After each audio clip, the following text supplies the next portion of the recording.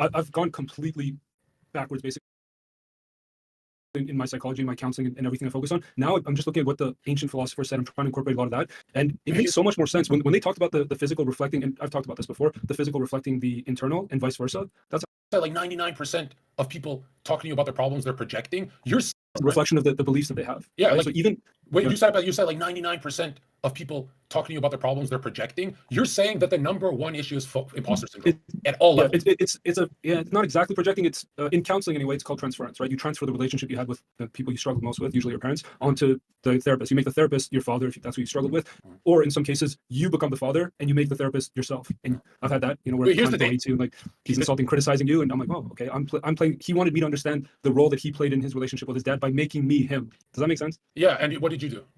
Unconsciously, by the way. I Yeah, allow that obviously. transference to take place. I allow, and then I'll say what it is. I find it so weird when people go, "No, I don't see that guy as a father figure," and it's like you're obviously you'll resist to your unconscious thought. Mm. Yeah, which I'll say this, bro. These Jungs and stuff, The comments. it comes down to who is the real John Zerka. Is it the unconscious mind that gets into street fights? Is it the conscious mind that makes money? Is it Jung said it best? He said, if you get 4 phone calls, one from your teacher, one from your boss, one from your coach, you put 3 different masks on. There is multiple versions of you. Every phone call sounds like a different tone. When he said that, I said, dude, because people go, there's 2 people behind the mask. There's like 20 people in you. Mm. You know what I mean? Like There is, but they shouldn't deviate too far apart from each other. That well, can be dangerous. I'm saying as soon as you realize that there's 20 different versions of you, you go, holy fuck. I should talk to my teacher and my boss. All of them kind of the same. That's why I love being like the crazy talker on the internet. Because what you see is what you get. If I meet you in person, obviously, if I speak like that online, I'm going to speak like that here. And all of my psychic baggage washed away. But obviously, friends and family pretty much almost cut me out because they're like, you're going way too hard. But now, I'll say this, man. And this is what I really want advice for. Don't anger me and berate me and stuff. But what is it with that lack of impulse control I have for wanting to get banned? And you said it best, and I argued with you, but my whole chat said he wanted to get banned. That's why, like last second of the stream, I just did something extra stupid, Yeah. and I realized, yeah, something in me wants to get hammered. Why? Is it I'm afraid of the extra responsibility, the website and the stream, and I cannot. Even if I don't stream for a month on Kick, I shouldn't be banned. What am I doing to myself?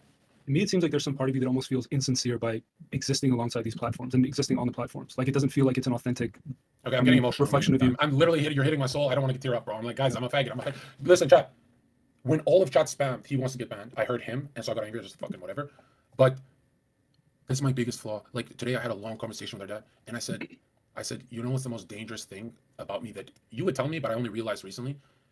If you're a good person and you're a good Catholic, you make money, you make me money, you make yourself money, we're all making money together, everyone's happy, but the conversations are boring. I look for the Granville street dudes to hang out with because they make me laugh more. If you're a good girl, dedicate your whole life to Zerka, I look for a monster bitch that can yell and stuff. I run from healthy people like the plague, and I always take a financial hit when I do so. There's different ways to think about that. I remember I had this client circle where for them, they were so unable to experience emotion, unable to like process anything. They were so numb that they needed to do things. It would be the equivalent of like cutting yourself, right? To feel something, they would put themselves in these situations that would be extremely violent and unpredictable.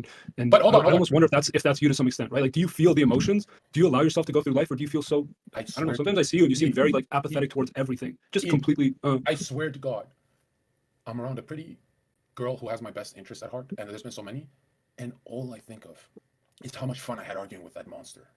And same with all of the guys. So what purpose does it serve? What purpose does it serve for you to argue there, for good or for bad? I don't know, dude. Stimulation, because look, my chat, thousands of people with spamming comments and emails. Please just stay with Myron and Sneeko, and then I'll stay with them. But because Sneeko doesn't street fight, Myron's a cop. I get a little too, whoa, this is not me. And like, what's Heel Mike doing? You got in a fight. I got to be around him. I don't want. They're not boring people, but like, if my friends are not in trouble, that is not my tribe for some reason. That's the worst problem I've ever had. The self-sabotage. And you know how sad it is? Is you guys are going to be like, wow, he's so aware, he's saying it. And I feel like this year is going to happen again if it's been happening for 30 years. You know? I think you put yourself in relationships that you have to prove yourself to them that you're loyal and committed. A relationship where there isn't that kind of violence, you have no way to prove your loyalty. And I think that maybe seems insincere to you.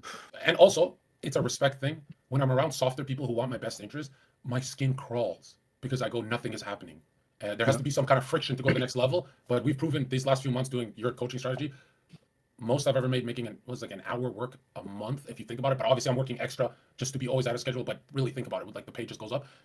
Dude, it hit me for the first time. This middle path is perfect for me. But what am I doing to sustain this success? I've locked myself in a room. And Jung says, if you lock yourself in a room for a Lamborghini for 2 months, right? What's gonna happen when you're in Miami and that unconscious is freed? And I said, oh, I should have been going out to the bar with my homies here, and I should have, because caged and free. That's two extremes. And I'm like, whoa, but yeah, I'm not. That's always been you've always operated like that. Even when you first started streaming, you'd stream for 6 months every day, 14, 15 hours a day, and then you'd stop streaming for 3 months. That extremeness is reflected in every part of your personality. If I didn't stop, I would just increase the toxic jokes till I got banned to stop. Yeah. Because when I started getting wiped off, when I'm the first channel to get wiped off kick multiple times, he's like, now you can't blame Twitch. You're the problem. I used to just blame liberals. Nope, it's not liberals. It's me. I'm the issue. And hopefully saying this out loud, when I feel this shame that this many people are listening to it, but that shame kind of gets me going. And it's sad that like people talk about they'll fix that, but it's my daemon. It walks through me. It's like I have to kind of deal with it. There are ways to sublimate those, though. To sublimate that part of your unconscious. That's the whole point of therapy. Isolation was working. Isolation was working. Isolation will not work. Hey, I don't know. Just between us, because this is the private server. I don't want to say this on stream. I don't want to harm any other friends. Isolation from Heal Mike really works for me, bro. Isolation from everyone. From Heal Mike? Just keep Granville Street drug dealers, Heal Mike. When I'm just with Myron and Sneeko, bro, Sneeko's like, yo, bro, literally I went from 4,000 views to 10,000 with you, and can you do 20 days in a row? And in my head, I'm like, I can, because I'm not going to go to jail with you. I can do it with Mikey. And what's sad is, bro, I fucking love, like with Sneeko, I love hanging out, but not like I love it with Mike. No way. But they're so relatable. Those like Jill, Mike, anyone with that fucking wild fangs out attitude, that kind of like savage nature. Those are my favorite people to be around. And then I realized, like, how much money did I lose with that thinking? Like, whoa. Because I don't mind taking the L's and getting humiliated and stuff. I don't mind that as much. I mind the time I wasted. Because when I compare paychecks, I go, imagine I was plugging this website hard instead of drinking with Mike. Imagine if obviously the street fight helped, and there's some part of you that really does self-sabotage, because you were on every single podcast in 2023. I don't think you once promoted Circa, the Circa website. I forgot. What is the name of this place? Circa Official? Who knows, bro? I don't even know the name, bro. That's when Gary Yassine and they all cornered me. Gary Yassine and Hex, they interventioned me and they said, we've never met a person that is less greedy than you, John, because you don't even know where your money is. 70,000, you just left it in Yassine's account and trust them after meeting him. You don't care about money. You just want adventure and stuff. And when they told me I'm not greedy, I took it so to heart that the next 400 streams was just about making bread, to prove to myself, no, bro, if I'm the one human that lacks greed. That's why I'm trying to be more sleazy salesman, Yeah. But I do think, Circa, you're really confined in Vancouver. Vancouver is a very moody, sort of quiet, like if you stick out, they like push you down kind of city. And I think you never had the personality for this city. I noticed that when I came to visit you in Miami, and you were the loudest guy in Miami. And then I was watching videos of when you were in New York with Yassine, and you're arguing with this like homeless guy from 2 blocks away. I'm like, what the hell? Circa is too much for New York. Like, you're too loud for New York. I think you're really stifled as a child growing up here. I really do feel bad for you. And a lot of us maybe have the personality to kind of fit in. Even now, when I see you like walk on the street, go get a coffee and that kind of thing, I think, the fuck is he doing here? He does not belong here. But what does it look like? What does it look like? You just seem like I don't know. It's like taking an animal like from the zoo and just putting it out into the street. Kind of doesn't know what to do. Wants to hunt, but there's nothing to hunt. It's very like, it breaks my heart, honestly, to see you like this. I wanted to like ship you back to Miami and just let you go be yourself. When I was in Miami, everybody had your kind of personality. You're still the loudest, I think, but people are much more like, but I scared them. I'm not gonna lie. Opinions and stuff like that. In Vancouver, God forbid you do that, man. It's bro, the end of your career, socially isolated. Chat. Oh, did you hear about Circa? He said this and this and this. It's a horrible city to be in. Horrible.